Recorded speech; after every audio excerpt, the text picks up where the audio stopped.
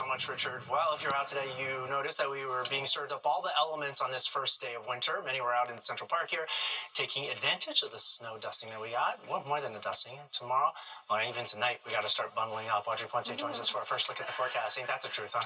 That's for sure, Arthur. It definitely looked every bit the season this morning with our dire snowfall that we woke up to this earlier today. In fact, let's take a look at some of the totals here. See, I'm not quite sure what's going on with our map. We can see that the totals were in the 50, we had about 5.5 inches in parts of New Jersey. Really, northwest New Jersey is where we saw most of those, those impressive totals. And just trying to pull up the maps here to figure out where they are. And we did experience a lot of accumulation across the area. Roughly, though, was about 5 inches in Hackettstown, 4.5 in Essex Falls, Scotch Plains at about 3.4. And there we are with some of the totals out of New York, too. And we can see Central Park only reached about 1.8 inches. And in Connecticut, we did see a good amount here, 2.5 in Stamford, New Canaan at 2.2, Sandy Hook at 1.8, and 1.5 over towards Norwalk. Not much is happening on the radar right now. We'll be mostly clear as we go through the rest of the evening. We're not expecting any snowfall for the rest of tonight, but we are expecting some really cold temperatures. Right now, we're in the 20s, even teens out towards Sussex, and overnight, we're expecting clear skies and a cold start to the day tomorrow. We'll have plenty of sunshine. It will be dry, but there is snow ahead in the forecast. I'll let you know when it will arrive coming up. Arthur? Thank you so much, Audrey. Well, the government shutdown was narrowly avoided after President Biden signed off on a last-minute funding bill. Duarte Geraldino is in the newsroom right now with reaction and a breakdown of what's in it. Duarte. Hey there, Arthur. Well, the president is calling this a win for bipartisanship, but he didn't miss the chance to take a shot at Republicans and some of their wealthier backers. Now, in a statement, President Biden said this agreement represents a compromise, which means neither side got everything it wanted, but it blocks the tax cuts for billionaires that Republicans pushed for and keeps the government running at full capacity. So, yes, the shutdown was avoided, but don't expect smooth sailing when the GOP takes over the White House, Congress, and the Senate next month. The numbers here really tell the story. In the House, the bill passed with a landslide, 366 to 34. And all 34 no votes, well, they actually were made by Republicans. Over in the Senate, the final tally was 85 to 11. And here's, that's a big deal. There will be no government shutdown right before Christmas. This is a good bill. It'll keep the government open. So what exactly is in this bill? Funding to rebuild Baltimore's Francis Scott Key Bridge.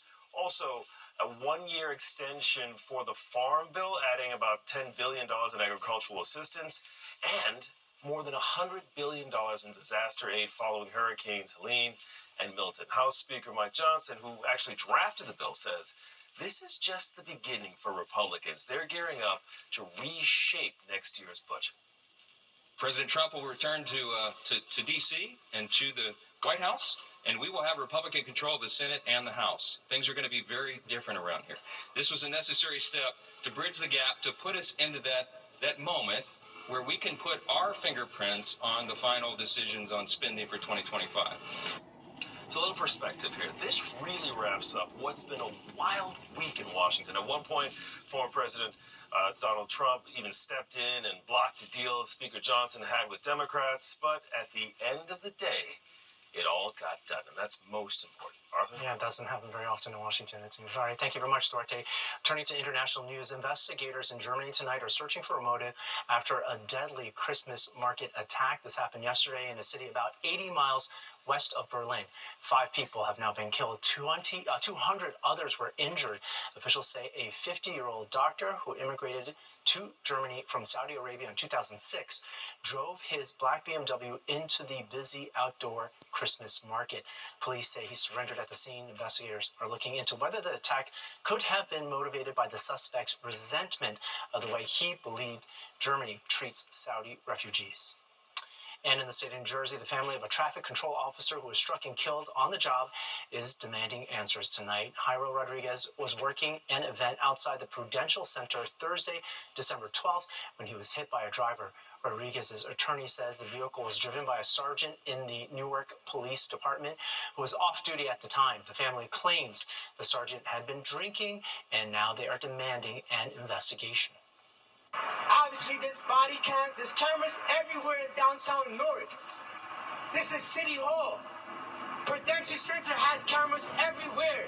People from all over the world go to Prudential Center. Where is the evidence? It's been 9 days.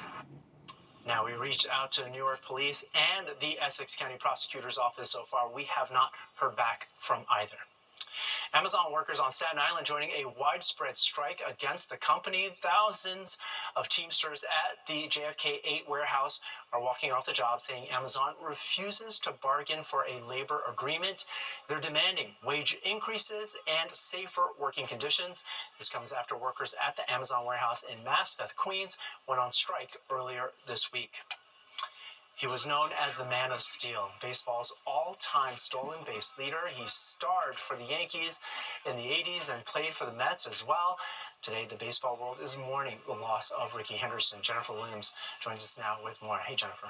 Thanks, Arthur. The first ballot Hall of Famer is most known for suiting up for the A's, but his prolific 25-year MLB career also included stops with both the Yankees and the Mets in the mid-'80s and late '90s. According to multiple reports, Henderson passed away in the Oakland area on Friday after battling pneumonia. He was 65 years old. Henderson was a 10-time All-Star and 2-time world champion, winning the MVP award in 1990. Rickey could beat you so many ways. There are those who believe he just might be baseball's greatest all-around player. What's not up for debate, Rickey was baseball's greatest leadoff hitter.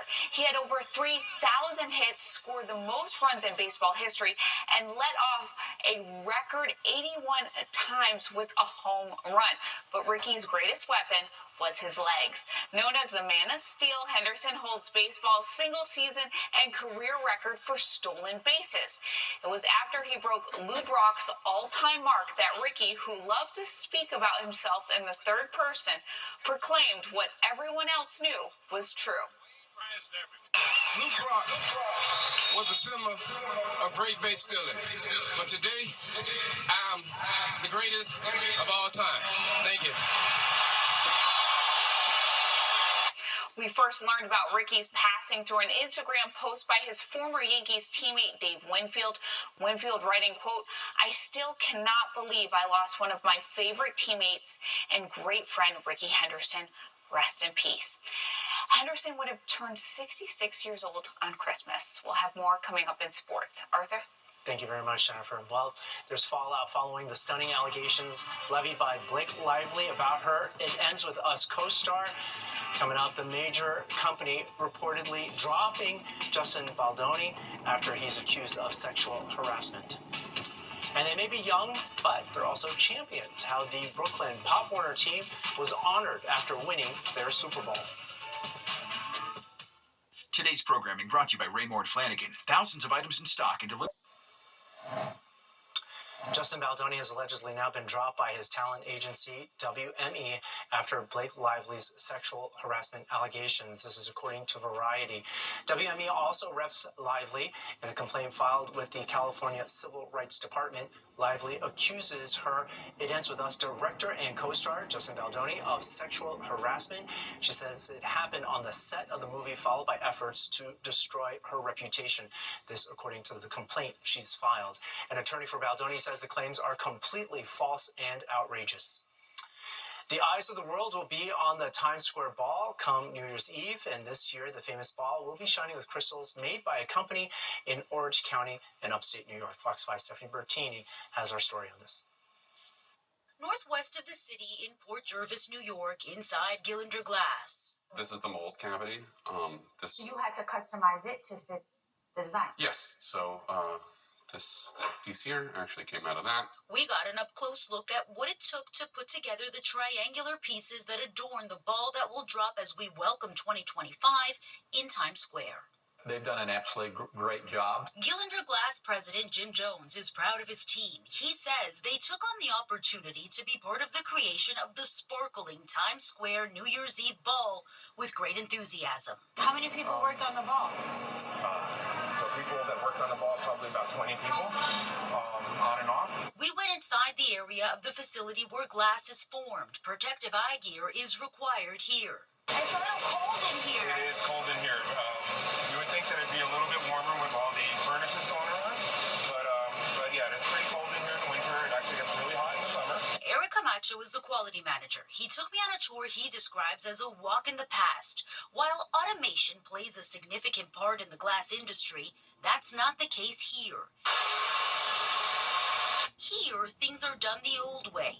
In many ways, just how it all started when the company opened up in 1861. This is tried and true methods that come from years and years of experience. The history of this glass company complements the long history of the ball drop dating back to the early 1900s.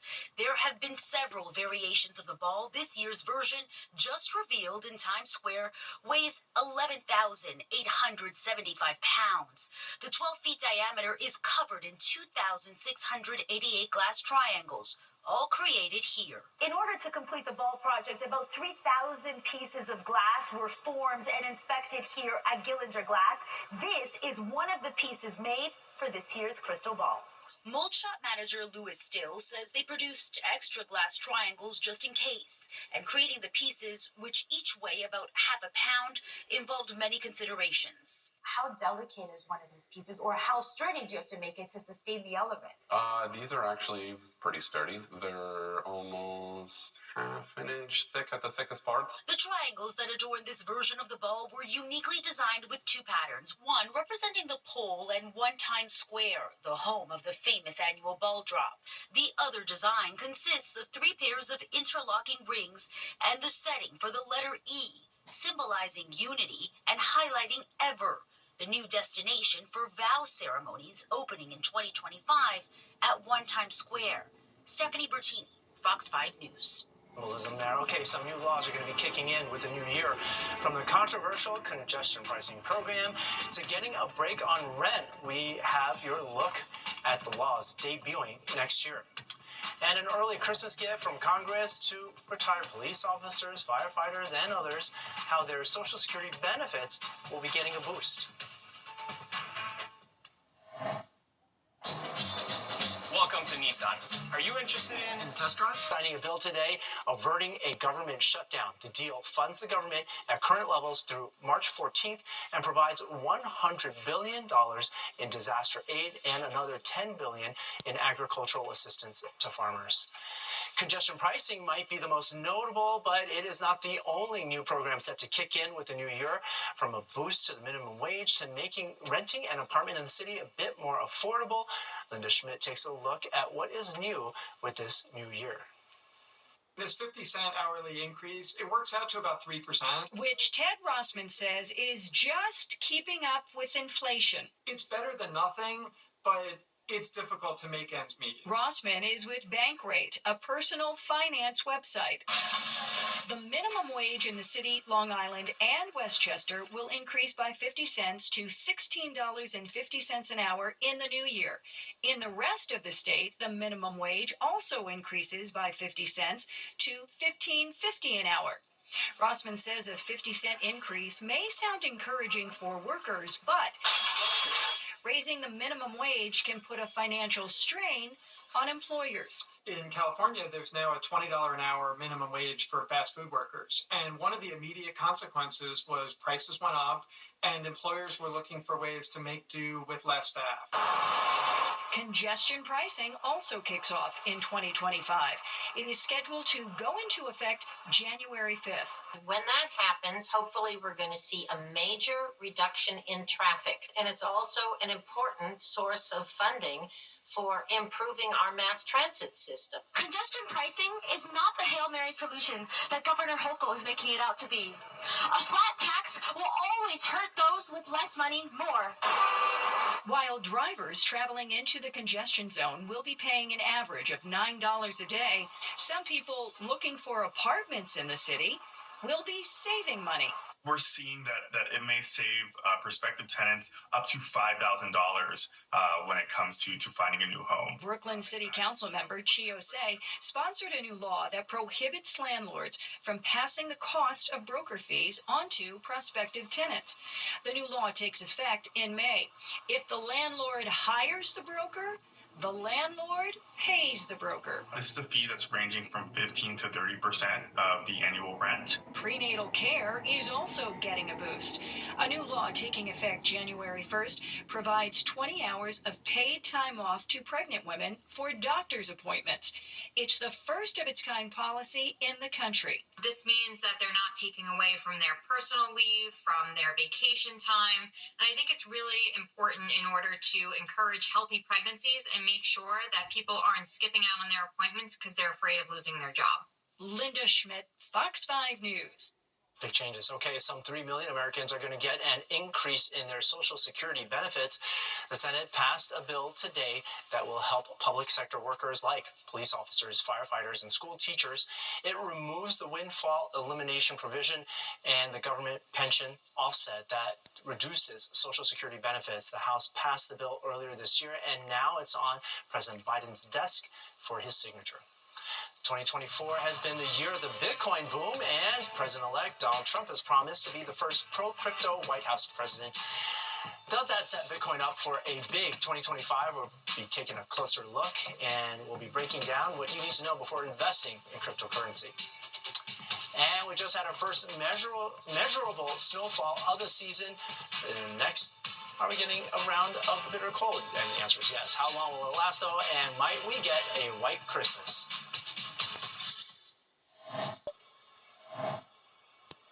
Digital assets like Bitcoin and other cryptocurrencies have been in the news a lot lately, especially after the price of a single Bitcoin busted through the $100,000 roof for the first time ever.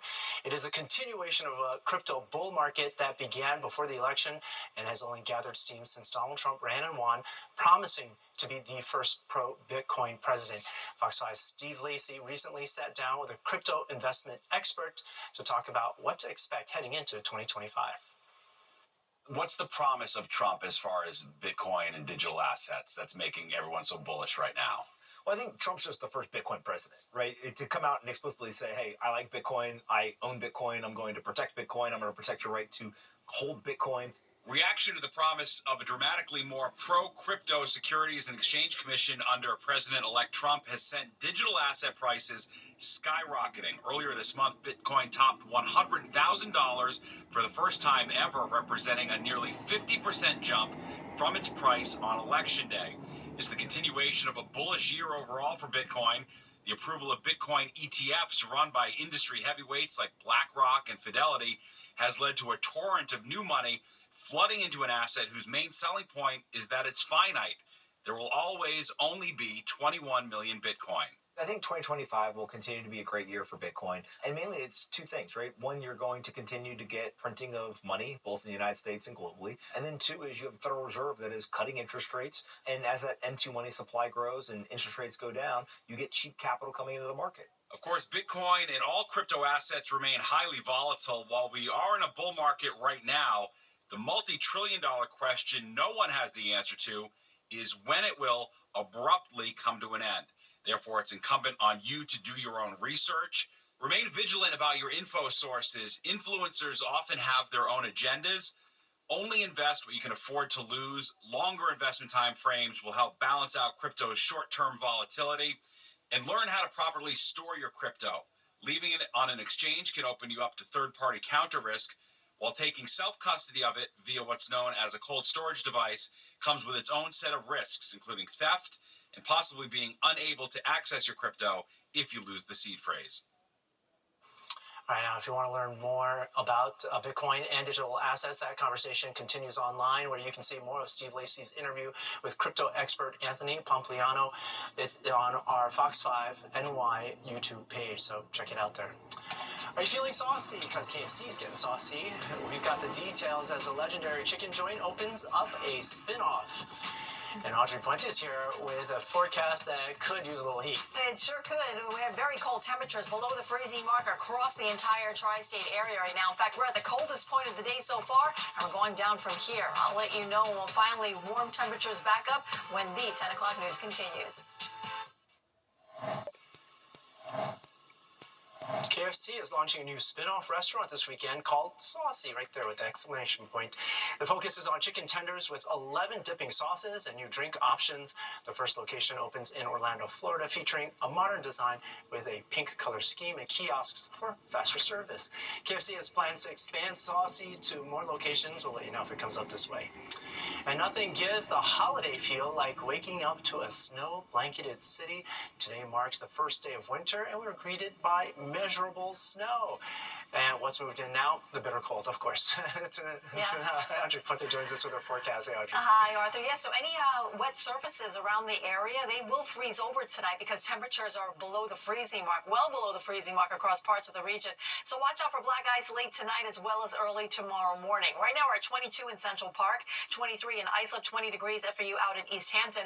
Off to the northwest, we have 17 in Sussex. It's 9 degrees up towards Monticello, and all of these temperatures are much colder than they were at this time yesterday. And tomorrow's highs will be even colder than what we experienced today. So if you didn't get out for your shopping today and so you have to go tomorrow, definitely be bundled up. It's cold all across the Northeast here. We have readings below the freezing mark across New England. We're down to 12 in Albany, 9 in Binghamton. To our south, we have 25 in Philadelphia and 24 down towards Atlantic City. We're clear on the radar. We should stay that way for the rest of the evening here. High pressure is the dominant weather feature here in the Northeast. But as it slides to the east, some clouds will start to roll in here Monday afternoon. So tomorrow we'll squeeze out one more sunny and dry day across the region. Don't be fooled though when you look outside your window. It will look nice out there, but it is cold. We're going to expect temperatures in the 20s for highs tomorrow. Factor in the winds, it will feel like the teens throughout much of the day for your Sunday. So on Monday we'll start out with that sunshine. This high slides to the east, and that's when the clouds will start to roll in from the west. They're coming in ahead of our next precip maker, and this one will be in the form of snow and not rain. We're expecting snow showers after about 4 or 5 o'clock coming in on Monday afternoon. They will linger into the evening here. We'll have accumulating snow happening in the Hudson Valley too. This is where we could see anywhere from about 1 to 2 inches of snowfall in places like the Poconos, up towards Sullivan, and even Orange County.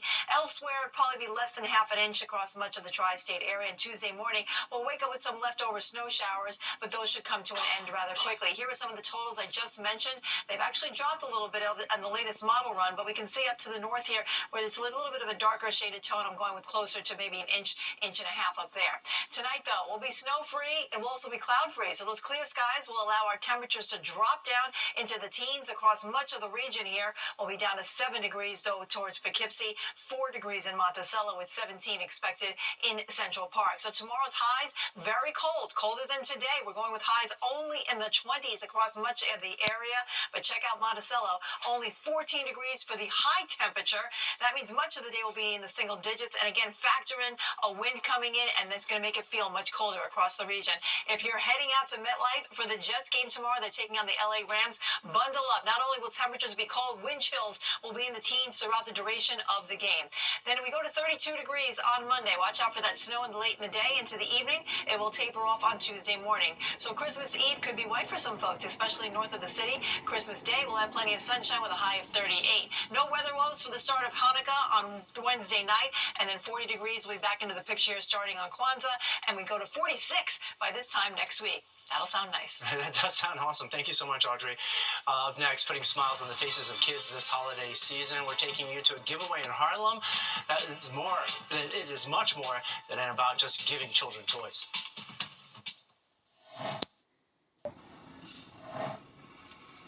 This holiday season, WARM brought smiles to over 2,000 children from shelters and public housing. WARM is the anti-domestic violence organization, and they held a toy giveaway in Harlem. Founder Stephanie McGraw says it is about bringing a measure of joy to those who need it most. You know, as a survivor of domestic violence, I understood during this time how lonely it can feel. So we offer a sense of hope, a sense of family, a sense of connection. And we understand that that is the greatest gift you can give this year during this season is love. WARM also gifted coats and towels to adults and parents. A nonprofit on a mission